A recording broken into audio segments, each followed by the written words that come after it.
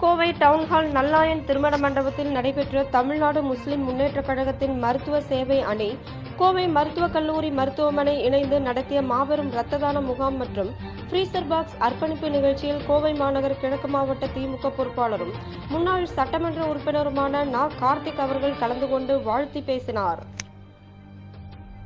தமுமுக மாமக மாநில தலைவர் பேராசிரியர் டாக்டர் எம்.ஹெச். ஜவாஹிருல்லா எம்எல்ஏ அவர்கள் துவக்கி வைத்த இந்நிகழ்வில் பொள்ளாச்சி கு. சண்முகசுந்தரம் எம்பி, மாமக கோவை மாவட்ட செயலாளர் ஜெம்பாபு, மாநகர் கிழக்கு மாவட்ட திமுக பொறுப்புக்குழு உறுப்பினர்கள் கோட்டை அப்பாஸ், டவுன் பா. ஆனந்தன், பெரியகடை வீதி பகுதிக்கழகம் 2 பொறுப்பாளர் வி.ஐ. பதருதீன், கரும்புக்கடை சாதிக் மற்றும் திமுக நிர்வாகிகள் பங்கேற்றனர்.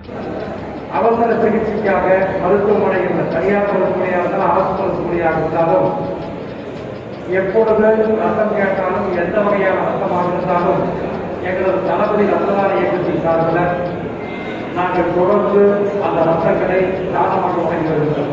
ஒரு நாளைக்கு 2 பேர் 3 பேர் கண்டிப்பாக ரத்தங்களை தானமாக வழங்கி வருகிறார்கள்.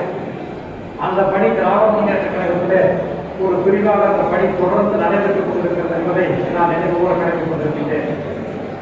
அந்த வகையில் நம்முடைய தமிழ்நாடு முஸ்லிம் முன்னேற்ற கழகத்தின் சார்பில் இன்றைக்கு இந்த நிகழ்ச்சி மிக சிறப்பான முறையில் இன்றைக்கு நடைபெற்றுக் கொண்டிருக்கிறது. 27ஆம் ஆண்டும்